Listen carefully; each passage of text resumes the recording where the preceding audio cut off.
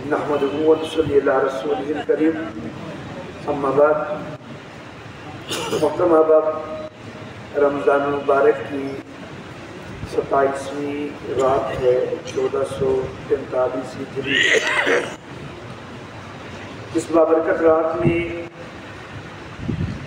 हम सवाल जवाब की दूसरी नशिस्त मुनक़्क़द कर रहे हैं। आज की नशिस्त के लिए जो सबसे पहला सवाल है वो ज़कात के हवाला से है कि दुकान के ऊपर सारा साल माल आता जाता रहता है और ये भी होता है कि जब ज़कात का हिसाब करने लगे हैं तो उससे सिर्फ 1-2 दिन पहले भी कोई माल आया होता है। तो ज़कात के लिए माल का हिसाब किस तरह करना है, इस हवाले से मैं ये गुजारिश करना चाहूँगा कि उमूमन लोगों को ये गलतफहमी होती है कि हर माल के ऊपर अलग अलग साल गुजरना लाज़िम है कि पूरा साल वो माल पड़ा रहे तो तब ज़कात होती है। ऐसा मामला नहीं है। अगर ऐसा मामला हो तो फिर तो पूरा साल तो बहुत कम कोई चीज़ पड़ी रहती है तो फिर तो ज़कात हो ही कोई ना। असल मामला ये है, ज़कात का हिसाब ये होता है कि ज़िंदगी में पहली दफ़ा आप जब साहिब निसाब हुए हैं, यानी आपके पास इतनी रकम अपनी वक्ती ज़रूरियात से ज़ायद आ चुकी है कि जिससे 52 तोले चांदी खरीदी जा सकती है। तो ज़िंदगी में पहली दफ़ा जब आपके पास इतनी रकम आ चुकी, उसके 1 साल बाद देखा जाएगा कि क्या उसके 1 साल बाद भी आप साहिब निसाब है या नहीं है। दरमियान में बेशक माल कम हुआ हो, बेशक ज़्यादा हुआ हो, बेशक सरे से बिल्कुल ही ख़त्म हो गया हो, उसका कोई फ़र्क नहीं पड़ता। जिस दफ़ा आप ज़िंदगी में पहली दफ़ा साहिब निसाब हुए हैं, जिस महीने में, अगले साल उस महीने में देखना है। अगर आप साहिब निसाब हैं तो आपको ज़कात देनी होगी। बेशक ज़कात का हिसाब करने से 1 दिन पहले ही आपके पास ज़्यादा माल आया हो तो उस माल की भी ज़कात देनी होगी। जिस वक्त आप हिसाब कर रहे हैं उस वक्त जितना माल मौजूद है, नकद रकम या सामान तिजारत की शक्ल में, सब के ऊपर ज़कात दी जाएगी। दूसरा सवाल आज की नशिस्त का कि क्या हज़रत अली रज़ी अल्लाह ताला अन्हु ने नमाज तरावी अदा की है या नहीं की। तो इस हवाले से जो है वो मैं चंद रवायात जो हम जिक्र कर देता हूँ जिससे बात वाज़ेह हो जाएगी कि सैयदना अली मुर्तज़ा रज़ी अल्लाह ताला अन्हु ने नमाज तरावी अदा की है। पहली रवायत में मुस्नद इमाम ज़ैद से जिक्र करना चाहूँगा कि जिस रवायत के सारे रावी अहले बैत में से हैं और सिका रावी हैं। रवल इमाम हाफ़िज़ ज़ैद इब्न अली अल-हाशमी फ़ी मुस्नदिही कमा हद्दसनी ज़ैद इब्न अली अन अबीही अन जद्दिही अन अली अन्नहु अमर अल्लज़ी युसल्ली बिन्नास सलातल क़ियाम फ़ी शहर रमज़ान कि हज़रत अली रज़ी अल्लाह ताला अन्हु ने उस बंदे को कि जो लोगों को नमाज पढ़ाता था उसको हुक्म दिया रमज़ान के महीने में क़ियाम की नमाज का अन युसल्ली बिहिम 20 रकातन कि लोगों को 20 रकत पढ़ाएं। युसल्लिमु फ़ी कुल्लि रकातैन हर 2 रकतों के अंदर सलाम फेरें। व युरावी मा बैन कुल्लि 4 रकातिन और हर 4 रकत के बाद थोड़ा आराम करें। तो ये पहली रवायत जो है ये खुद अहले बैत से है, मुस्नद इमाम ज़ैद की रवायत। दूसरी रवायत अन अबी अब्दुर्रहमान सुल्लमी अन अली, हज़रत अबू अब्दुर्रहमान सुल्लमी हज़रत अली रज़ी अल्लाह ताला अन्हु से रवायत करते हैं कारा दाल कुर्रा फ़ी रमज़ान, हज़रत अली ने कुर्रा को बुलाया रमज़ान में फ़अमर मिनहुम रजुलन युसल्ली बिन्नास, उनमें से एक बंदे को हुक्म दिया कि वो लोगों को नमाज पढ़ाए 20 रकातन 20 रकत। काला वकाना अली यूतिरु बिहिम और हज़रत अली रज़ी अल्लाह ताला अन्हु खुद उनको फिर फितर पढ़ाया करते थे। अब ये तो नहीं हो सकता कि तरावी के अंदर हज़रत अली गायब रहते हों, हुक्म दिया उन्होंने हज़रत अली ने तो तरावी में खुद गायब हो जाते हो और बाद में आके फितर पढ़ाते हो, ऐसा तो नहीं हो सकता। जब फितर खुद पढ़ा रहे हैं, फ़र्ज़ भी खुद पढ़ा रहे हैं تو ظاہر بات ہے کہ تراویح کے اندر بھی وہ شریک ہوئے ہیں۔ سنن کبریٰ بہقی کے اندر یہ روایت موجود ہے۔ تیسری روایت عن ابی الحسناء، حضرت ابو الحسناء روایت کرتے ہیں کہ ان علی امر رجلا یصلی بہم فی رمضان، کہ حضرت علی رضی اللہ تعالیٰ عنہ نے ایک آدمی کو حکم دیا لوگوں کو نماز پڑھانے کا رمضان میں 20 رکعت 20 رکعت۔ مصنف ابن ابی شیبہ میں سنن کبریٰ بہقی کے اندر یہ روایت موجود ہے۔ اگلی روایت چوتھی روایت ہے، ارفجہ سقفی روایت کرتے ہیں قال کان علی بن ابی طالب یامر الناس، حضرت علی بن ابی طالب لوگوں کو حکم دیا کرتے تھے کہ قیام رمضان، رمضان کے قیام کا، وَيَجْعَلُ لِلرِّجَالِ إِمَامًا وَلِلنِّسَاءِ إِمَامًا، اور حضرت علی مردوں کے لیے بھی ایک امام مقرر کرتے تھے اور عورتوں کے لیے بھی ایک امام مقرر کرتے تھے۔ وَكُنْتُ أَنَا إِمَامُ النَّاسِ، میں اس وقت لوگوں امام النساء، عورتوں کا امام جو ہے وہ میں مقرر کیا گیا تھا۔ عورتوں کا امام سے مطلب یہ کہ زیادہ تر پیچھے خواتین شریک ہوتی ہیں، لیکن امام کے ساتھ کوئی ایک دو بندہ جو ہے پہلی سب جو ہے وہ مردوں کی بن جاتی ہے، پھر پیچھے باقی سب عورتیں کی ہو جاتی ہیں، تو اس کو عورتوں کی جماعت جو ہے وہ قرار دے دیا جاتا ہے کیونکہ زیادہ عورتیں ہی ہیں۔ صرف نماز کو جماعت کو درست کرنے کے لیے امام مرد اور ساتھ ایک دو مرد جو ہے وہ پہلی صف میں یا 3-4 ہو جائیں، جتنے بھی ہو جائیں تو ایک صف کے کم از کم مردوں کی بنا دی جاتی ہے اور باقی زیادہ خواتین ہوتی ہیں تو اس کو خواتین کی جماعت قرار دے دیا جاتا ہے۔ تو حضرت علی جو ہے وہ مردوں کے لیے بھی ایک امام مقرر کرتے تھے، عورتوں کے لیے بھی ایک امام مقرر کرتے تھے، اور میں عورتوں کا امام تھا۔ تمہارا یہ روایات بڑی واضح طور پر اظہار کر رہی ہیں کہ سیدنا علی المرتضیٰ رضی اللہ تعالیٰ عنہ نماز تراویح ادا کیا کرتے تھے۔ اچھا جی، اگلا سوال جو آج کی نشست کے لیے آیا ہے وہ عورت کے مسجد کے اندر اعتکاف کرنے کے حوالہ سے ہے، لیکن اس کا جواب گزشتہ نشست میں دیا جا چکا ہے۔ چوتھا سوال، کیا عورت مسجد کے اندر تراویح پڑھ سکتی ہے؟ میں یہ عرض کرنا چاہوں گا کہ پڑھ سکتی ہے، لیکن واقعی تراویح کے لیے آئے، زیب و زینت دکھانے کے لیے، میک اپ دکھانے کے لیے، گپے مارنے کے لیے نہ آئے۔ واقعی جو ہے وہ تراویح کے لیے آئے تو درست ہے، جائز ہے، باپردہ انتظام مسجد کے اندر موجود ہو، آ سکتی ہے۔ البتہ عورت کا تراویح پڑھنا افضل گھروں کے اندر ہے۔ حضرت ام حنید ساعدی رضی اللہ تعالی عنہا کی روایت گزشتہ جو ہے وہ نشست کے اندر میں نے ذکر کی تھی کہ حضرت ام حنید ساعدی کہتی ہیں نبی اکرم صلی اللہ علیہ وآلہ وسلم سے کہ میرا دل کرتا ہے کہ آپ کے پیچھے میں نماز پڑھوں مسجد کے اندر۔ تو نبی اکرم صلی اللہ علیہ وسلم نے کہا کہ مجھے معلوم ہے کہ تیرا دل کرتا ہے، لیکن تیرے گھر کی اندرونی کوٹری میں تیری نماز تیرے گھر کے کمرے کی نماز سے بہتر ہے، تیرے کمرے کی نماز وہ صحن کی نماز سے بہتر ہے، تیرے صحن والی نماز محلے کی مسجد کی نماز سے بہتر ہے، اور تیرے محلے کی مسجد میں نماز پڑھنا میری اس مسجد میں نماز پڑھنے سے زیادہ بہتر ہے۔ حالانکہ وہاں پر مسجد نبوی کا معاملہ ہے اور 1000 نماز کا ثواب بھی ملتا ہے، اور امام بھی نبی اکرم صلی اللہ علیہ وسلم ہوں، ان کی اقتداء کرنا وہ ایک بہت بڑا شرف ہے، لیکن اس کے باوجود نبی اکرم صلی اللہ علیہ وسلم نے کہا کہ تیری نماز گھر کے اندرونی حصے میں وہ زیادہ افضل ہے۔ تو عورت کے لیے تراویح افضل یہی ہے کہ وہ گھروں کے اندر پڑھے، لیکن بہرحال مسجد میں آئیں تو جائز ہے۔ دور حاضر جو ہے اس کے اندر سستی بہت زیادہ ہونے لگی ہے ہمارے اندر، تو یہ کہا جائے کہ گھروں میں پڑھے تو پھر پڑھتی کوئی نہیں، تو اگر نہ پڑھے تو اس سے بہرحال افضل یہی ہے کہ پھر مسجد میں آ کے پڑھ لیں۔ گھر کے اندر اگر یہ سستی ہونے کا ڈر ہے کہ پھر گھر میں رہی تو پھر پڑھے گی کوئی نہیں، یا چلو 4-5 رکعت پڑھ لیں گی، 8 رکعت پڑھ لیں گی، 12 پڑھ لیں گی، تو ایسا نہیں ہونا چاہیے، پوری 20 پڑھنی چاہیے۔ تو اس کے لیے اگر گھر میں سستی ہو رہی ہے تو پھر مسجد میں آنا افضل ہو جائے گا۔ 5واں سوال آج کے درس کے لیے، آج کی نشست کے لیے، سوال کو میں پورا جو ہے وہ پڑھنا چاہوں گا۔ ویسے تو میں سوال کی طرف اشارہ کر کے تو جواب دے رہا ہوں، لیکن میں سوال کو پورا اس لیے پڑھنا چاہوں گا کہ سوال کرنے والا لگ یوں رہا ہے کہ خود ایک فتویٰ دے رہا ہے، اور ہمیں بھی علماء کو بھی تجویز دے رہا ہے بجائے سوال کے، کہ بازار میں دکانداروں نے مجسمے یعنی بت سجا کر ان کے اوپر کپڑے اور زیورات وغیرہ سجا رکھے ہیں، ان کے ذریعے سے روزی تلاش کرتے ہیں، کیا یہ اسلام میں ٹھیک ہے؟ مکہ کے لوگ جو مشرک تھے وہ ان بتوں کے ذریعے حاجتیں پوری کرتے تھے، اور آج کے مسلمان ان کے ذریعے روزی تلاش کرتے ہیں، تو گویا کہ سوال کرنے والا جو ہے وہ شرک کا فتویٰ لگانا چاہ رہا ہے۔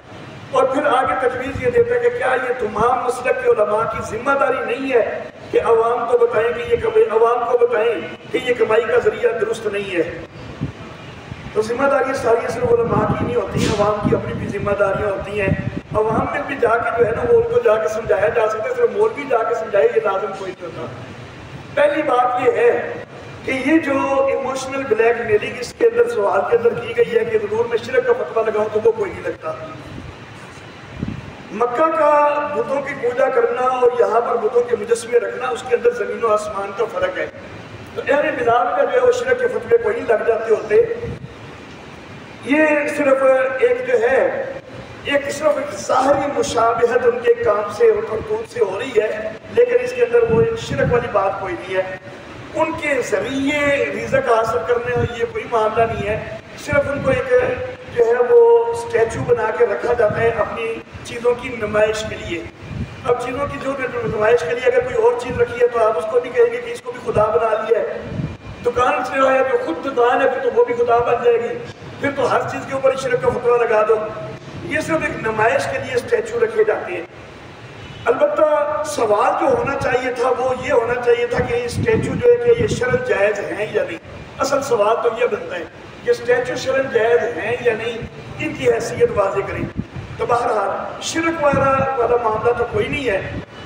اسٹیچو جو ہے اگر اس کا چہرہ موجود ہے، باقاعدہ نقش اس کے موجود ہے، نسوانی اعضاء کے ابھار وغیرہ وہ موجود ہیں، پھر وہ قطعاً حرام ہے، پھر اس کے ساتھ اس کا استعمال جائز نہیں ہے۔ البتہ استعمال جائز ہونے کا نہ ہونے کا یہ مطلب نہیں ہے کہ وہ اسٹیچو اگر دکان پہ رکھے ہوئے ہیں تو پھر دکان کے اندر جو کمائی ہوئی ہے وہ کمائی حرام ہو جاتی ہے، نہیں۔ ایک طریقہ غلط اختیار کیا گیا ہے، اس کا گناہ اپنی جگہ، لیکن کمائی حرام کوئی نہیں ہو جاتی ہے۔ تو بہرحال جس اسٹیچو کے نقش واضح ہوں، نسوانی ابھار وغیرہ واضح کیے گئے ہوں، وہ قطعاً حرام ہے۔ دور حاضر میں کئی اسٹیچو ایسے بنائے جاتے ہیں کہ جن کا گلا جو ہے گلے تک اسٹیچو ہوتا ہے، اوپر کا حصہ کاٹ دیا گیا ہوتا ہے، تو اس میں بھی بہرحال نسوانی اعضاء کے جو ابھار وغیرہ بنائے جاتے ہیں ان کو بھی ختم کیا جائے تو پھر تو جائز ہے، لیکن اگر وہ ابھار وغیرہ ہیں تو پھر مکروہ تحریمی کے درجے میں ہے۔ حرام کے درجے میں پھر نہیں کہا جا سکتا، حرام کے درجے میں تب ہے کہ جس وقت نقش چہرے کے واضح ہو، کیونکہ چہرے کے نقش جو ہیں تو وہ ان کی جو ہے حرمت وہ صریح طور پر احادیث میں آئی ہے۔ تو جو اسٹیچو جو ہے اس کے چہرے کا نقش کوئی نہیں ہے، یا چہرہ اوپر موجود تو ہے لیکن اس کو سپاٹ بنا لیا گیا ہے، اس کے نقش واضح کوئی نہیں ہے، تو اگر نسوانی ابھار وغیرہ بھی اس میں نہ ہو تو پھر تو وہ حلال ہے، پھر اس میں کوئی حرج نہیں۔ لیکن اگر وہ نسوانی اعضاء کی تشہیر اس میں موجود ہے پھر مکروہ تحریمی ہے، اور اگر چہرے کے اعضاء بھی واضح ہیں تو پھر قطعاً حرام ہے۔ اچھا جی، اس کے بعد جی اگلا سوال، چھٹا سوال آج کے نشست کے لیے کہ اعتکاف بیٹھیں گے تو ڈر جائیں گے، یہ لوگوں میں مشہور ہے، تو یہ ایسی کوئی حقیقت نہیں ہے، کوئی چیز نہیں ہے کہ یہ اعتکاف بیٹھیں گے تو ڈر جائیں گے، تو یہ بالکل جو ہے نا وہ بلا وجہ کی باتیں بنائی ہوتی ہیں۔ ساتواں سوال، اعتکاف کے اندر سب سے بڑی سنت کون سی ہے کہ جو اللہ سے قریب کر دے؟ کسی حدیث مبارکہ کے اندر کوئی صراحت سے ایسی کوئی چیز ملے کہ اعتکاف میں خاص بڑی سنت جو ہے وہ یہ ہے، تو یہ تو کسی صحیح حدیث کے اندر ثابت کوئی نہیں ہے۔ ایک دعا اللہم انک عفو تحب العفو فاعف عنی کہہ دے تب بھی ٹھیک ہے، فاعف عنا کہہ دے تب بھی ٹھیک ہے، اس کی ترغیب ملتی ہے جو ہے وہ راتوں کے اندر جو طاق راتے ہیں ان کے اندر اس کی ترغیب ملتی ہے۔ باقی دو احادیث ایسی ہیں کہ جن سے ایک چیز سامنے آتی ہے۔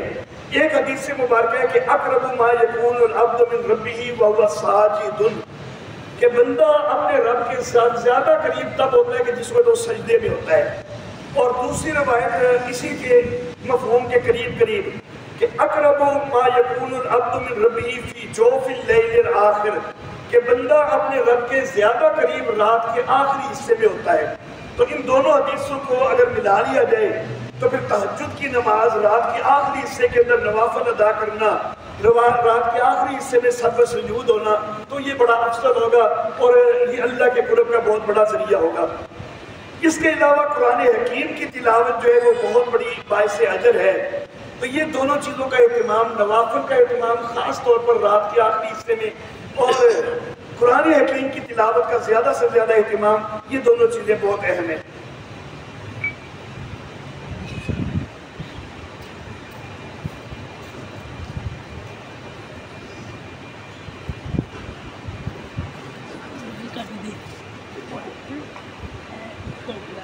اچھا جی، 8واں سوال آج کی نشست کے لیے، اعتکاف میں منہ ڈھانپنا۔ اچھا جی، اعتکاف میں منہ ڈھانپنا، اس سے کیا مراد ہے سوال کرنے والے کی؟ تو دو چیزیں میرے ذہن میں آتی ہیں کہ اس کی مراد ہو سکتی ہیں۔ ایک یہ کہ بندہ مثال کے طور پر کوئی لیٹا ہے تو کیا چہرے کے کپڑے پر کپڑا لے سکتا ہے یا نہیں؟ احرام کی حالت میں منع ہوتا ہے، اعتکاف میں کوئی ممانعت نہیں ہے، اگر تو سوال کرنے والے کا یہ مقصود ہے۔ اور ایک اور مقصود بھی ہو سکتا ہے کہ باہر نکلنا ہے تو سر منہ ڈھانپ کے نکلنا ہے یا ویسے نکلنا ہے۔ تو سر منہ ڈھانپنے کا کوئی شرعی ثبوت کوئی نہیں ہے، نہ خواتین کے لیے نہ ہی مردوں کے لیے کہ اعتکاف سے باہر نکلیں تو سر منہ ڈھانپ کے نکلیں۔ خواتین حال بتا اگر گھر کے اندر غیر محرم افراد بھی موجود ہے تو پھر تو جو ہے پردہ کرنا ہے وہ ایک الگ چیز ہے، لیکن جہاں پر کوئی غیر محرم موجود نہیں ہے تو خواتین کے اعتکاف سے بھی جس وقت قضاء حاجت وغیرہ کے لیے وہ جائیں تو سر منہ ڈھانپنے کا کوئی ثبوت نہیں ہے، نہ ہی مردوں کے اعتکاف کے لیے جب مسجد کی حدود سے باہر وہ قضاء حاجت وغیرہ کے لیے جائیں تو سر منہ ڈھانپنے کا کوئی ثبوت نہیں ہے۔ اچھا جی، 9واں سوال کہ ٹائی لگانا جائز ہے یا نہیں ہے؟ بڑا حساس قسم کا سوال ہے کہ ٹائی لگانا جائز ہے یا نہیں ہے۔ میرے محترم احباب، کچھ علماء نے تو قطعی حرمت کا فتویٰ بھی دے دیا کہ ٹائی لگانا مکمل حرام ہے، لیکن جن نے یہ حرمت کا فتویٰ دیا ہے نا تو اس کی بنیاد کس چیز کو بنایا ہے تو یہ دیکھنا ہوگا۔ اب اگر وہ بنیاد ہی ثابت کوئی نہ ہو تو پھر تو یہ فتویٰ بھی ثابت کوئی نہ ہوگا۔ بنیاد اس چیز کو بنایا جاتا ہے کہ یہ صلیب کا نشان ہے، ایک مفروضہ یہ ہوتا ہے کہ یہ صلیب کا نشان ہے، اور دوسرا مفروضہ یہ ہوتا ہے کہ یہ حضرت عیسیٰ علیہ السلام کو جو پھندا دیا گیا تھا تو یہ گردن کے اندر پھندے کا نشان ہے، حضرت عیسیٰ علیہ السلام کو پھندا دینے کے حوالہ سے جو عیسائیوں کا عقیدہ ہے، جبکہ مسلمانوں کا عقیدہ یہ ہے کہ کوئی سولی نہیں چڑھایا گیا، کوئی صلیب نہیں دی گئی اور حضرت عیسیٰ علیہ السلام کو آسمانوں پر اٹھایا گیا ہے۔ پہلی بات یہ کہ صلیب جو ہے، صلیب کا نشان ہے، اس کو قرار دینا کہ یہ صلیب کی علامت ہے تو یہ قطعاً درست کوئی نہیں بنتا۔ صلیب کے اندر چار طرف جو ہے وہ کونے باہر نکلے ہوتے ہیں اور اس کے اندر 3 ہیں، اوپر کی طرف کوئی چیز الگ سے باہر کوئی نہیں نکلی ہوتی، اس لیے صلیب کی مشابہت اس کو قرار دینا یا یہ کہ یہ صلیب کی وجہ سے بنائی گئی ہے تو یہ کوئی ثبوت اس کا نہیں ہے۔ دوسرا یہ کہ یہ حضرت عیسیٰ علیہ السلام کو پھندا دینے کی علامت ہے۔ عیسائی حضرات بھی صلیب کے اوپر سولی کے قائل ہے، پھندا دینے کے وہ قائل ہی کوئی نہیں ہے، تو جس چیز کے وہ قائل ہی کوئی نہیں ہے تو اس چیز کو ان کا یہ پھندا دینے کی علامت قرار دینا یہ قطعاً درست نہیں ہے۔ ٹائی کی پوری تاریخ کا جو ہے وہ میں نے مطالعہ کیا کئی ویب سائٹ سے اور کسی جگہ پر بھی مجھے یہ مفروضہ بنیادیں کہیں بھی نظر نہیں آئی کہ جب ٹائی ایجاد کی گئی ہے تو اس کے پیچھے مقصد جو ہے وہ صلیب کا نشان بنانا تھا یا یہ پھندے کا نشان بنانا تھا۔ میں نے بہت مطالعہ کیا ٹائی کی تاریخ کا کہ کہاں سے شروع ہوئی، اور اگر میں اس تاریخ کو دہرانا شروع کر دوں تو بڑا لمبا چوڑا کام ہو جائے گا، اس کی تو ضرورت کوئی نہیں ہے، لیکن بہرحال مجھے یہ دونوں بنیادیں کہیں بھی نہیں ملی ہیں۔ تو جب یہ بنیادی کوئی نہیں، صرف ایک مفروضہ قائم کر لیا کہ یہ پھندے کا نشان ہے، حالانکہ پھندے کے ساتھ تو پھانسی کے وہ قائل ہی کوئی نہیں عیسائی حضرات، وہ صلیب کے اوپر جو ہو قتل کیے جانے کے قائل ہیں، پھندے کے ساتھ پھانسی کے کوئی قائل نہیں ہے، اور صلیب کا بھی یہ نشان کوئی نہیں بنایا گیا۔ تو بہرحال اس وجہ سے حرمت کا فتویٰ کوئی نہیں لگ سکتا۔ اس کے بعد ایک اور چیز ہوتی ہے کہ من تشبہ بقوم فہو منہم، یہ نبی اکرم صلی اللہ علیہ وسلم کا فرمان ہے کہ جس نے کسی قوم کی مشابہت کی تو وہ انہی میں سے ہے۔ میرے محترم احباب، مشابہت ہے کیا جس کی ممانعت ہے حدیث میں؟ تو یہ بھی تو دیکھنا ہے نا۔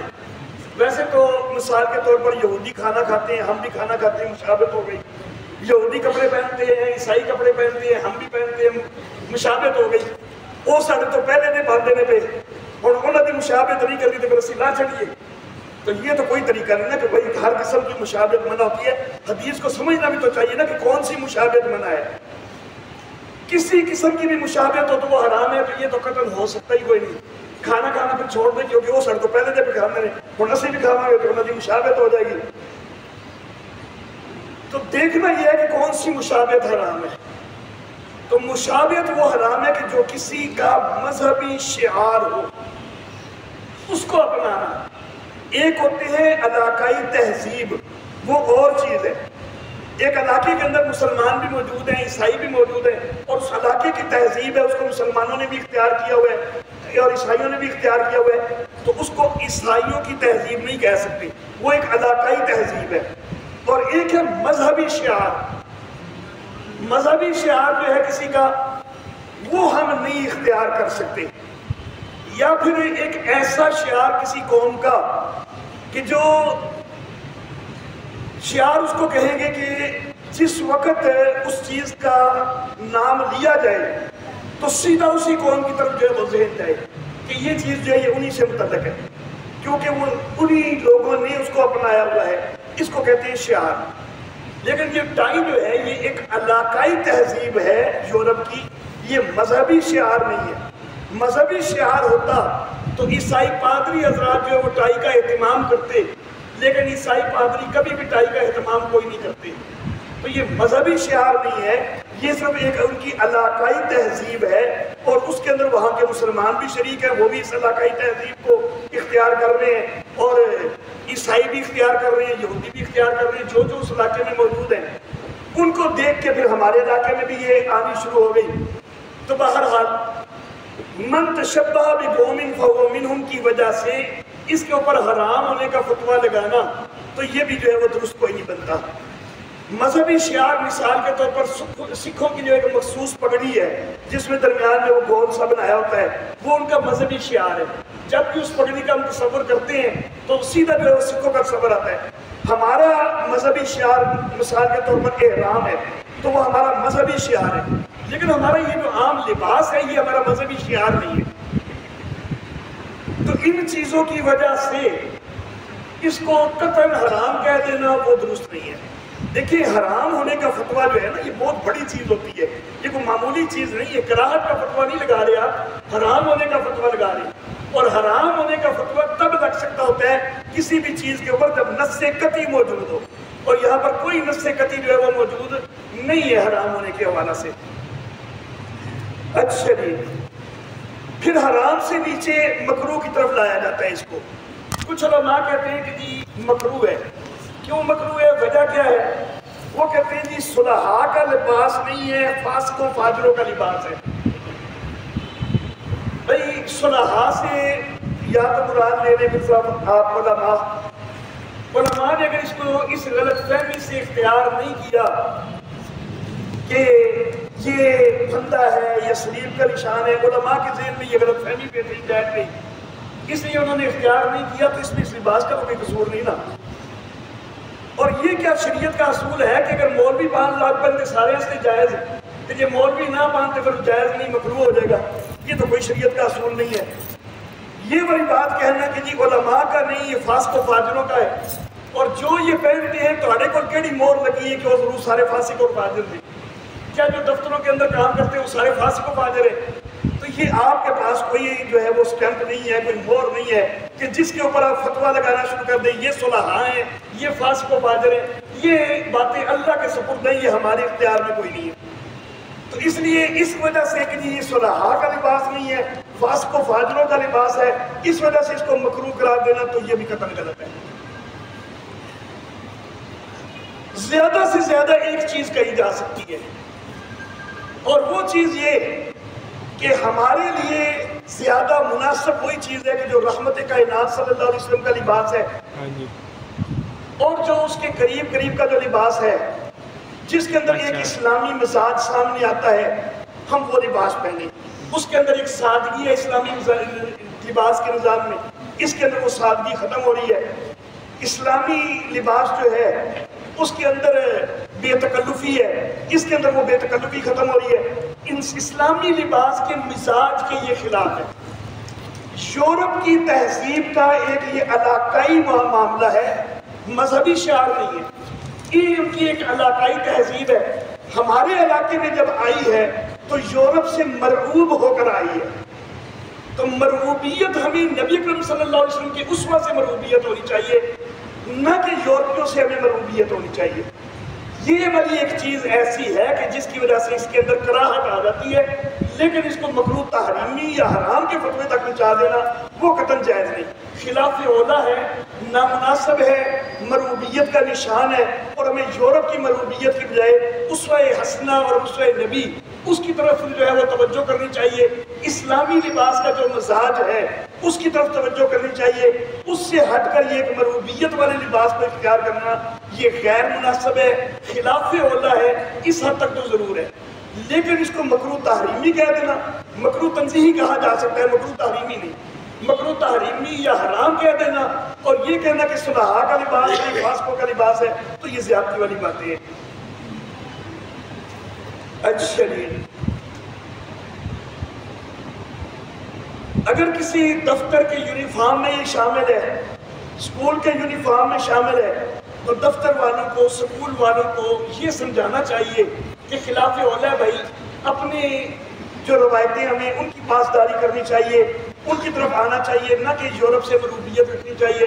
تو منتظمہ جو ہیں ان کو سمجھانا چاہیے. لیکن اگر بہرحال وہ منتظمہ کا اصرار ہے کہ یہ ہی لباس ہم نے رکھنا ہے، تو جو بچے اسکول میں وہ لباس پہن کے جائیں ان کے اوپر کوئی مسئلہ نہیں ہے، کوئی گناہ وغیرہ معاملہ نہیں ہے. ہاں بتا وہ منتظم حضرات جو ہیں ان کو بہرحال چاہیے یہ کہ اس کو تبدیل کر دیں. اچھا جی، 10واں سوال اسی سے متعلق.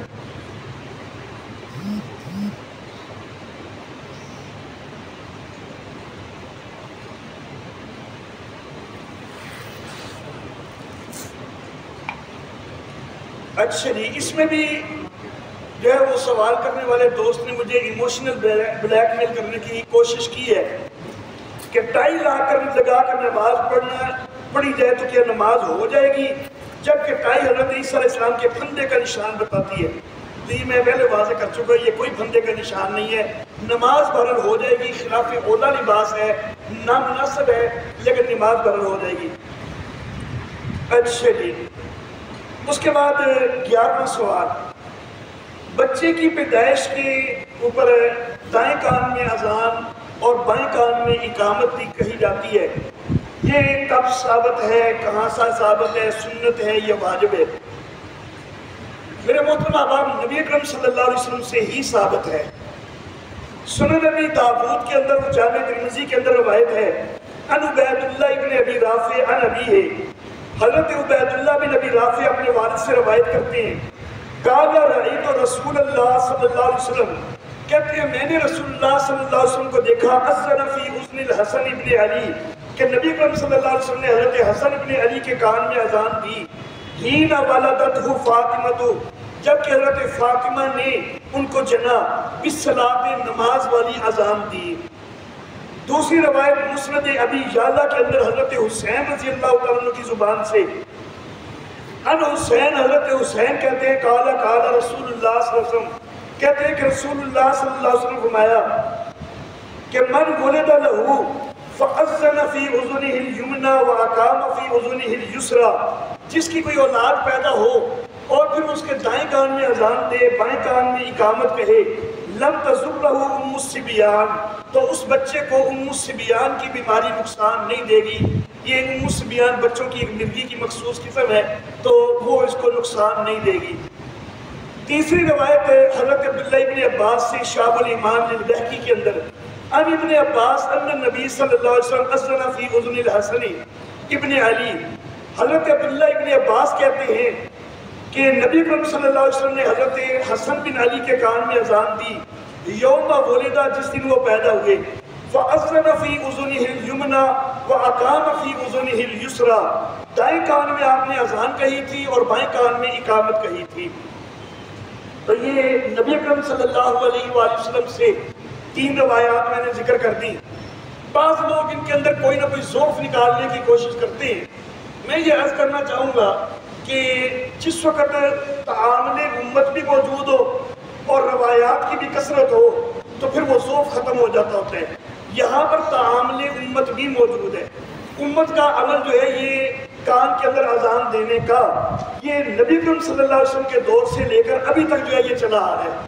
تو تعامل جس وقت موجود ہو تو ضعف جو ہے وہ ختم ہو جاتا ہے، اور روایات کی بھی یہاں کثرت ہو گئی، 3 روایتیں ہیں۔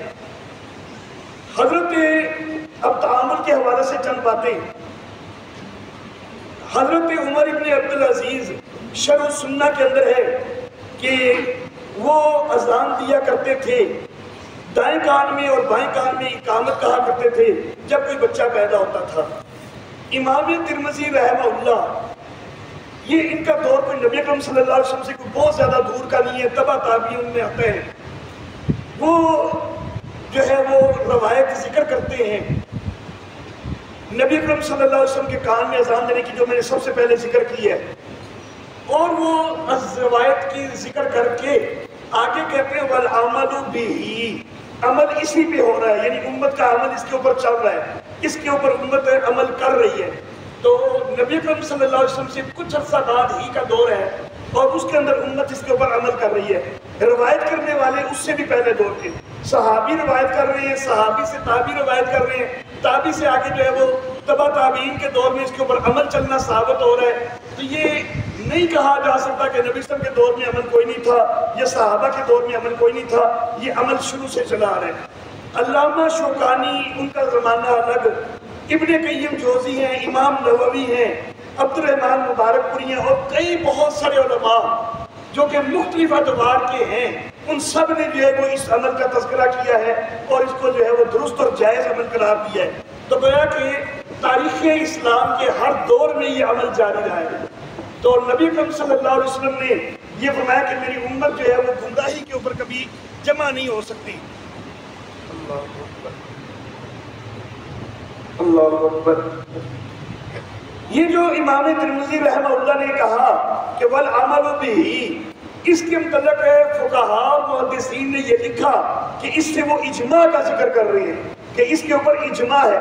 تو جب یہ اجماع سے بھی ثابت ہو جائے، احادیث سے بھی ثابت ہو جائے، تو پھر یہی درست ہے۔ سنت کے درجے میں ہم اس کو پھر بھی احتیاطاً نہیں رکھتے، بلکہ اس کو ہم مستحب کے درجے میں رکھتے ہیں۔ اچھا جی، 12واں سوال آج کے نشست کے لیے کہ وراثت کی جائیداد کے اندر زکوٰۃ لازم ہے یا نہیں۔ تو میرے محترم احباب، جائیداد سے مراد زمین ہے اگر، تو یہ نہیں دیکھنا کہ وراثت ہے یا کیا ہے، کس خود خریدی ہوئی ہے یا وراثت ہے، جو بھی ہے، دیکھنا یہ ہے کہ آپ کے پاس وہ کس مقصد کے لیے ہے، آپ نے اس کو اپنے پاس جو رکھا ہے۔ اللہ اکبر۔ تو آپ نے اس کو اپنے پاس رکھا ہے تو کس مقصد کے لیے رکھا ہے؟ اگر تو مقصد ہے اس کو فروخت کرنے کا تو پھر ہر سال زکوٰۃ ادا کی جائے گی، اس کے جب تک وہ فروخت نہیں ہو رہی ہر سال زکوٰۃ ادا کی جائے گی۔ جس وقت زکوٰۃ ادا کی جانے لگی ہے اس وقت کی اس کی مالیت کا اندازہ ہوگا کہ اس وقت اگر یہ فوری فروخت ہوتی ہے تو یہ کتنے میں فروخت ہو سکتی ہے، اور اس مال کے اوپر اتنی مالیت کے اوپر جو ہے وہ زکوٰۃ ہوگی۔ اگر جائیداد ہے کہ جس کو کرایہ پر دے رہے ہیں تو پھر جو اس سے آمدنی ہو رہی ہے کرائے کی تو اس کے اوپر جو ہے وہ زکوٰۃ ہوگی، پھر خود جگہ کے اوپر کوئی زکوٰۃ نہیں ہوگی، اور اگر خود اپنی رہائش کے لیے رکھی ہوئی ہے تو پھر اس کے اوپر کوئی زکوٰۃ نہیں ہے۔ خود اپنا رہائشی گھر جو ہے، اللہ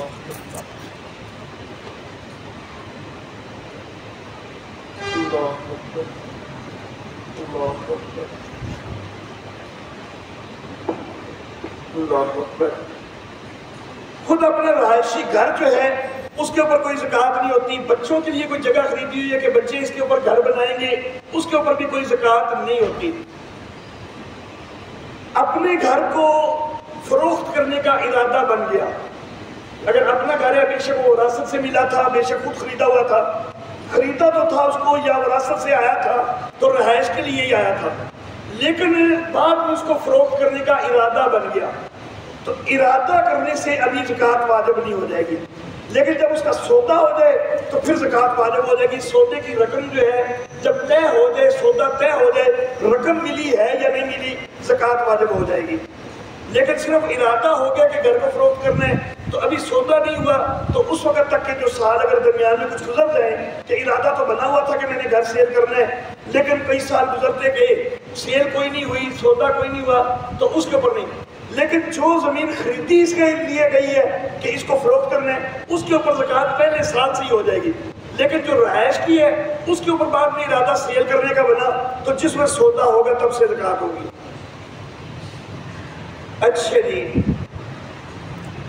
13واں سوال، ایک آدمی قرض لیتا ہے، واپس کرنے کی کوشش بھی کرتا ہے، لیکن اس کے اندر اتنی استطاعت نہیں ہے کہ وہ واپس کر سکے، تو اس کے لیے کیا حکم ہے؟ تو سب سے پہلی چیز تو یہ کہ اللہ کی بارگاہ میں دعا گو رہے کہ اللہ رب العزت میرے لیے آسانی پیدا کرے، میں یہ قرض جو ہے وہ واپس کر سکوں۔ دوسری چیز، زیادہ پریشان ہو جائے تو جس سے قرض لیا ہوا ہے اس سے درخواست کر سکتا ہے کہ میرے قرض کے اندر تخفیف کر دو یا قرض ختم کر دو، معاف کر دو۔ تیسری چیز، احباب سے بھی تعاون کی اپیل کر سکتا ہے۔ تو بہرحال یہ مختلف چیزیں ہیں، اللہ رب العزت سے دعا رکھے، قرض کو معاف کروانے کی کوشش کر لے یا احباب سے تعاون وغیرہ لے لے اور اس کے ذریعے قرض بھر ادا کرنا ہے۔ 14واں سوال یہ کہ عقیقہ کے جانور کی عمر کیا ہے اور بچے کے لیے کتنے جانور اور بچی کے لیے کتنے جانور؟ عقیقہ کے جانور کی ساری شرائط بالکل وہی ہوتی ہے جو قربانی کے جانور کی ہے، عمر کے حوالے سے بھی اور عیبوں سے محفوظ وغیرہ کے ہونے کے حوالے سے بھی عقیقہ کی ساری شرائط وہی ہے۔ بکرا بکری جو ہے وہ 1 سال کا ہوگا تو تب چلے گا، مینڈا اور بھیڑ وغیرہ جو ہیں یا دمبا ہے تو یہ بھی بہتر یہ ہے کہ سال کا ہو تو پھر چلائے۔ البتہ مینڈا، بھیڑ، دمبا اگر سال والا جانور آپ کو نہیں مل رہا، اگر اس کو لینے میں دقت ہو رہی ہے، پھر اگر یہ مینڈا، بھیڑ، دمبا یہ 6 مہینے سے بھی زیادہ عمر کے ہوں تو لیکن ہوں فربا، اتنے فربا ہوں تو وہ سال کے محسوس ہوتے ہوں تو پھر ان کی گنجائش ہے، لیکن یہ اس کے لیے ہے کہ جس کے اندر سال کا لینے کی گنجائش ہے وہ استطاعت نہ بن رہی ہو تو پھر یہ چھوٹا لے سکتا ہے۔ گائے، بیل، بھینس، کٹا وغیرہ 2 سال کے ہوں گے تو تب جائز ہوں گے، اونٹ جو ہے وہ 5 سال کا ہوگا۔ بچے کے لیے جو ہے وہ 1 جانور یعنی بکرا بکری، مینڈا، بھیڑ، دمبا وغیرہ 1 اور 2، بچے کے لیے 2 اور بچی کے لیے 1۔ البتہ اگر گنجائش کم ہو کسی وقت اور بچے کے لیے بھی 1 ہی جانور دے دیا تب بھی عقیقہ ہو جاتا ہے۔ حضرت حسن رضی اللہ تعالیٰ عنہ کا عقیقہ وہ 1 بکرے کے ساتھ جو ہے وہ روایات میں ملتا ہے۔ تو اگر گنجائش ہے تو 2 جانور ہونے چاہیے اور بڑے جانور کے اندر 2 حصے ہو جائیں تو تب بھی ٹھیک ہے۔ عقیقے کے متعلق ایک مسئلہ جو ہے وہ یہ ذہن میں رکھ لیں کہ عقیقہ شرعی طور پر صرف 7ویں دن ہوتا ہے، سنت جو ہے وہ یہی ہے۔ 14ویں یا 21ویں دن بھی اس کی گنجائش ہے، اصل سنت جو ہے وہ 7ویں دن ہے، 14ویں دن یا 21ویں دن اس کی گنجائش ہے۔ اس کے علاوہ جو ہے کئی دفعہ وہ مسئلہ پوچھتے ہیں صرف بچے بڑے بڑے ہو گئے ہیں اور اس کو عقیقہ، تو وہ عقیقہ شرعی جو ہے وہ کوئی نہیں ہوتا۔ ہاں البتہ بچے کی طرف سے ایک صدقہ نکل جاتا ہے تو وہ ایک الگ چیز ہے۔ اچھا جی، اس کے بعد اب میں سوال جو ہے وہ 5-6 جو ہے وہ اکٹھے ذکر کرنا چاہوں گا کیونکہ یہ پورا اخبار جو ہے وہ اکٹھے ہی آیا ہے۔ تو سوال کے اندر جو ہے نا وہ یوں لگ رہا ہے کہ وہ دوست جو ہے نا وہ کچھ نہ کچھ مجھ سے نکلوانا چاہتا ہے کہ کسی طرح کوئی گل کسی کے خلاف نکلے صحیح، تو بھائی یہ بلیک میلنگ نہیں ہونی چاہیے کہ ضرور کوئی نہ کوئی ادھروں دی سوال کرو، ادھروں دی کرو، کہ کسی پاسے تو کوئی نہ کوئی یہ گل نکلے کہ میں جی کے خلاف جڑا نا وہ سوال پہ کرنا وہ خلاف کوئی نہ کوئی تو حجت مل جائے۔ اچھا جی، کیا قرآن حکیم میں جھوٹ بولنے اور جھوٹا ڈرامہ کرنے پر کسی قسم کی رعایت موجود ہے؟ کیا حدیث میں چند مقامات پر جھوٹ بولنے اور جھوٹا ڈرامہ کرنے کی رعایت موجود ہے؟ اگر حدیث میں چند مواقع پر جھوٹ بولنے، جھوٹا ڈرامہ کرنے کی رعایت موجود ہے تو پھر وہ کون سے مواقع ہیں؟ ایسے مواقع پر علیحدہ علیحدہ وضاحت چاہیے کہ ہر موقع پر جھوٹ بولنے اور جھوٹا ڈرامہ کرنے کی کتنی مدت ہوتی ہے، یا پھر تاحیات جھوٹ بولتے اور ڈرامے کرتے رہتے ہیں۔ کیا قرآن پاک میں یا حدیث سے کہیں ثابت ہوتا ہے کہ سچی گواہی چھپائی جا سکتی ہے یا جھوٹی گواہی دی جا سکتی ہے؟ اگر حدیث میں جھوٹ کی رعایت موجود ہے لیکن قرآن میں نہیں موجود، تو کوئی شخص حدیث کی رعایت حاصل نہیں کرتا اور جھوٹ نہیں بولتا، تو پھر اس شخص کا یہ عمل کیسا ہوگا؟ اس شخص کے ساتھ موازنے میں کہ جو حدیث کی رعایت حاصل کر کے جھوٹ بولتا ہے اور جھوٹا ڈرامہ کرتا ہے۔ یہ 6 سوال اس دوست کی طرف سے 7 سوال ہیں۔ بیچ میں سے جو 5واں سوال ہے اس کو میں نے چھوڑا ہے کیونکہ وہ تھوڑا سا اس سے غیر متعلق لگا ہے، اگرچہ ہو سکتا ہے کہ وہ بھی اسی سے متعلق ہی کسی انداز میں بنایا ہو دوست نے، لیکن وہ تھوڑا سا غیر متعلق لگا ہے، اس کا جواب میں انشاءاللہ بعد میں دے دوں گا۔ اب یہ جو 6 سوال ہیں، تو بہرحال پہلے تو میں یہی گزارش کرنا چاہوں گا کہ اپنے اندر کو صاف کرنا چاہیے، اور یہ طریقہ درست نہیں ہوتا کہ کسی نہ کسی طرح کو فتویٰ حاصل کر ہی لیا جائے کسی کے خلاف، ایسا نہیں ہونا چاہیے۔ اچھے انداز میں جو ہے آپس میں محبتیں بانٹنی چاہیے، ایک دوسرے کے خلاف فتوے لینے کی کوشش نہیں ہونی چاہیے۔ اچھا جی، ایک بات میں یہاں پر اور گزارش کرنا چاہوں گا کہ سوال کا جو انداز رکھا گیا ہے، پہلا سوال، پھر دوسرا اور پھر جو آخری ہے کہ قرآن میں اجازت کوئی نہیں، حدیث میں اجازت ہے، تو جو قرآن پہ عمل کر لے حدیث پہ عمل نہ کرے۔ بھائی قرآن اور حدیث کا خدا را تقابل نہ بناؤ، قرآن اور حدیث دونوں ایک ہیں، وہ ان کا آپس میں کوئی تقابل نہیں ہے، صرف یہ کہ سمجھنے میں قصور ہوتا ہے۔ حدیث قرآن کی تشریح ہوتی ہے، تفسیر ہوتی ہے۔ قرآن حکیم میں اگر صراحت سے ایک چیز ذکر نہیں ہے نا، تو قرآن کے اندر یہ حکم تو موجود ہے کہ ما آتاکم الرسول فخذوہ وما نہاکم عنہ فانتہوا، کہ جو رسول تمہیں دے اس کو لے لو، جس سے رسول منع کرے اس سے رک لو۔ اس کے تحت سارے جو حدیث کے حکم ہیں وہ قرآنی تعلیمات ہی سمجھی جائے گی۔ قرآن کے اندر صریح لفظ نہ بھی ہو تو وہ تعلیمات قرآنی سمجھی جائے گی۔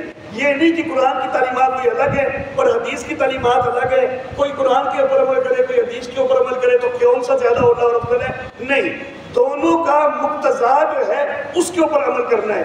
قرآن و حدیث کا مجموعی جو مقتضا ہے اس پر عمل کرنا ہے، یہ نہیں دیکھنا کہ یہ قرآن پر عمل کرنا ہے یا حدیث پر کرنا ہے، ان کو الگ الگ نہیں کرنا۔ اچھا جی،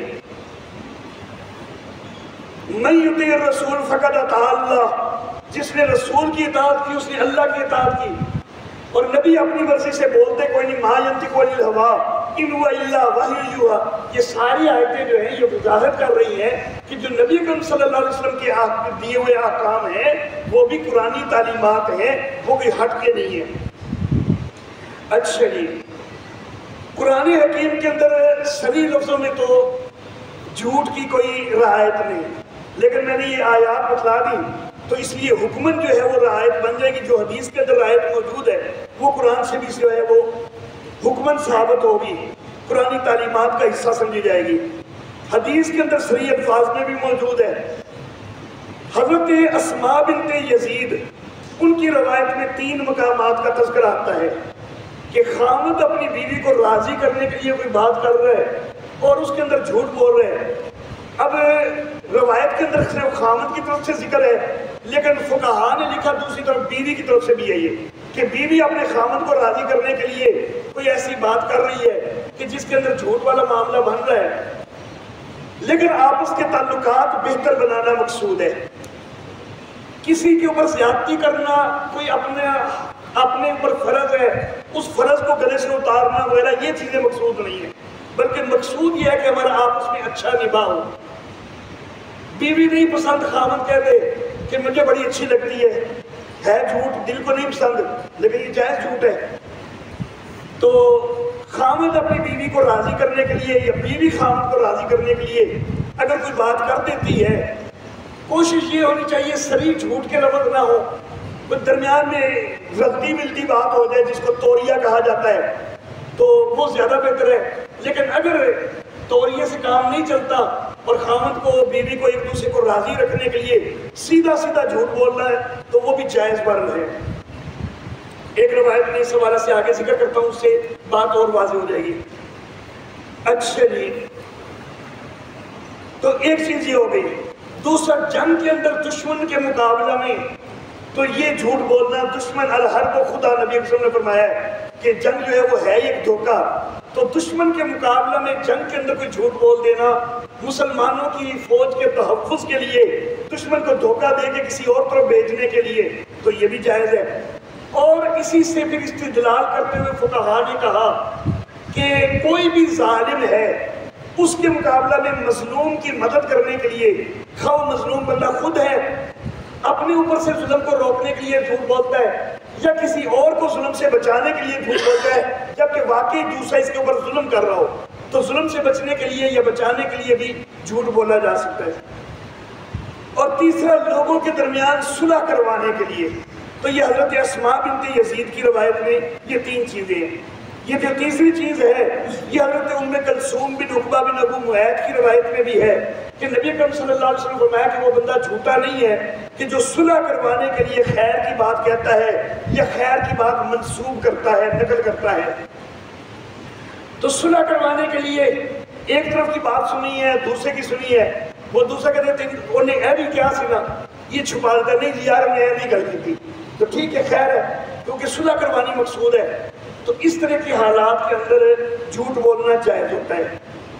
اچھا جی لیکن یہاں پر یہ خاص طور پر خیال رکھے کہ جھوٹ بولنا یا کوشش تو توریہ کی ہونی چاہیے لیکن اگر جھوٹ بھی بولنا پڑے تو بول سکتے ہیں لیکن اس کے اندر کوئی ایسا جھوٹ بولنا کہ جس سے کسی کا حق ختم ہوتا ہو وہ قطعاً جائز نہیں ہے یا کوئی ایسا جھوٹ بولنا کہ جس کے اندر کسی ظلم کی معاونت ہو رہی ہو یہ قطعاً جائز نہیں ہے.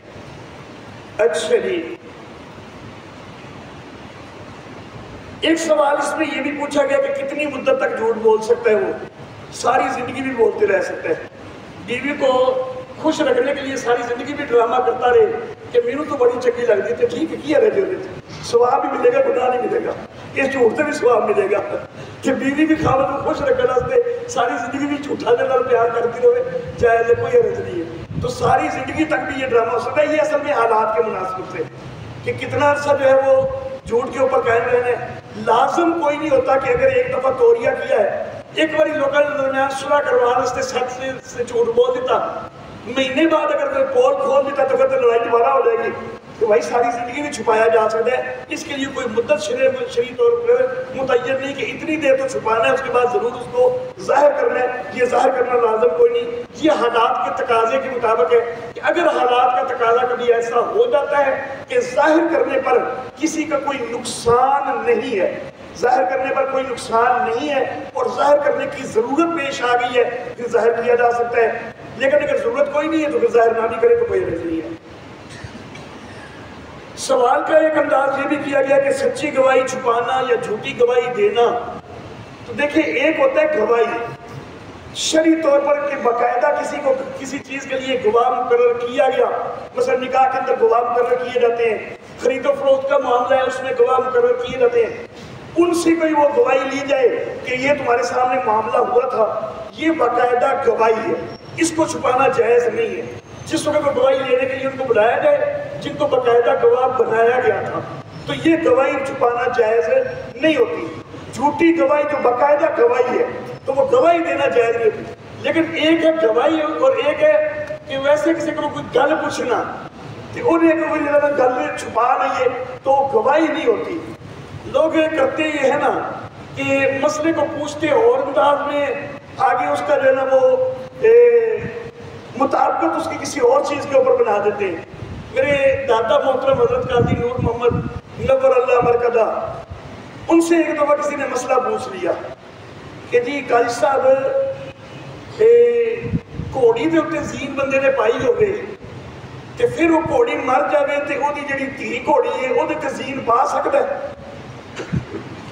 دادا محترم نے کہہ دیا کہ ہاں یہ کی ہے گھوڑی مر گئی ہے تو وہ دھی دے سواری جائز ہے.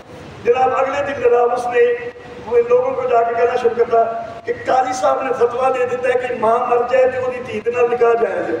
بھائی تو پوچھا کہ یہ اپلائی کتنے پہ کر رہے ہیں تو اب یہاں پر بھی پوچھ مجھ سے رہا گواہی کے اندر تو اپلائی کریں کسی گل پوچھن دیتے تو بھائی اے نہ کرے جی گواہی ہے نا واقعی جنہوں شرعی طور پہ گواہی کیا جاتا ہے وہ جھوٹھی جڑے نہیں دیتی جا سکتی تے سچی نہیں چھپائی جا سکتی، لیکن کسی کو کوئی گل پوچھی جائے تو وہ سچ چھپا سکتا ہے۔ میں نے کہا تھا کہ میں ایک روایت بعد میں بھی ذکر کروں گا۔ حضرت عمر فاروق رضی اللہ تعالیٰ عنہ کے دور میں یہ واقعہ پیش آ گیا، ایک عورت سے اس کے خامد نے قسم دے کے پوچھ لیا کہ تینوں خدا بھی قسم سچ دس میرے نال محبت کرنی ہے کہ نہیں کرنی۔ انہوں نے قسم دے دی تھی، عورت بیچاری مجبور ہو گئی، انہیں کہتے کہ جو قسم دیتی ہے تو انہوں نے پھر دس دینی ہے کہ میں تو محبت کوئی نہیں کرتی۔ معاملہ حضرت عمر فاروق کو پتہ چل گیا، حضرت عمر فاروق نے اس عورت کو بلایا کہ تم نے یہ بات کیوں کی؟ انہوں نے کہا جی انہوں نے قسم دے کے بولیا سی اور اللہ کی قسم انہیں آکھیا سی۔ حضرت عمر فاروق نے کہا تم پھر بھی جھوٹ بول دیتی، کیونکہ اپنا نباہ تم نے چلانا ہے نا، خاوند کے ساتھ اچھا تعلق بنانا ہے۔ اب یہاں پر قسم تک کا معاملہ ہے، تو حضرت عمر فاروق کہہ رہے ہیں قسم بھی بے شک اس نے لی تھی نا، قسم دے کر بھی کہا تھا نا، پھر بھی جھوٹ بول دیتی، پھر بھی کہہ دیتی کہ میں تم سے محبت کرتی ہوں۔ تو دیکھنا یہ ہوتا ہے کہ جہاں جہاں شریعت نے اجازت دی ہے تو وہاں پر جو ہے وہ توڑیا کیا جا سکتا ہے۔ اچھا جی، بس 2 منٹ۔ اچھا جی، باقی آخری چیز جو پوچھی گئی ہے اس میں تو وہ وہی پوچھی گئی کہ قرآن کے اندر روایت نہیں ہے، حدیث میں روایت ہے تو کس پر عمل کرنے والا اولا ہوگا؟ تو میں پہلے ذکر کر چکا کہ قرآن و حدیث کے اندر کوئی آپس میں منافات نہیں ہے، حدیث قرآن کی ہی تشریح ہے، اور جو احادیث کے اندر حکم ہیں وہ ساری قرآنی تعلیمات ہی ہیں، اور اولا یہی ہے کہ جو مجموعی مقتضا ہے قرآن و حدیث کا اس کے اوپر عمل کیا جائے۔ اچھا جی، آج کی نشست کا 21واں اور آخری سوال کہ صحیح العقل ہونے کا معیار کیا ہے اور بیگانہ کس کو کہیں گے؟ بیگانہ سے مجھے پہلے تو وہ اوپرا وغیرہ وہ ذہن میں آیا، پھر مجھے خیال ہے کہ یہ عقل تو بیگانہ اڑا دے، کیونکہ صحیح العقل کے مقابلہ میں جو ہے نا وہ یہ لفظ بولا جا رہا ہے۔ شرعی معیار جو ہے وہ یہ ہوتا ہے کہ اگر ایک آدمی اپنے جو گفتگو وغیرہ کر رہا ہے تو اس کی نصف سے زیادہ گفتگو جو ہے وہ ٹھیک ہے۔ کچھ لوگوں نے اور بھی جو ہے وہ باتیں ذکر کی ہیں جو زیادہ جو ذکر کی جاتی ہے، فی الوقت میں زیادہ ہے وہی ذکر کر دیتا ہوں، اس کے اندر ویسے تو بڑی لمبی چوڑی تفصیلات ہیں کہ جس کی نصف سے زیادہ گفتگو ایسی ہو کہ جو وہ ٹھیک ہو، تھوڑی بہت جو ہے وہ چلیاں شلیاں مار دند ہے لیکن نصف سے زیادہ گفتگو اس کی ٹھیک ہے، اور وہ اپنے معاملات کو سمجھتا ہے، جس وقت وہ کوئی بات کرتا ہے اس کو سمجھ ہوتی ہے کہ میں کیا بات کر رہا ہوں، تو اس کو شرعی طور پر مجنون وغیرہ نہیں کہا جا سکتا۔ اس کے جو مسائل جو ہیں وہ متفرع ہوں گے تو وہ عاقل والے ہوں گے، وہ مجنون والے نہیں ہوں گے۔ وہ آخر دعویٰ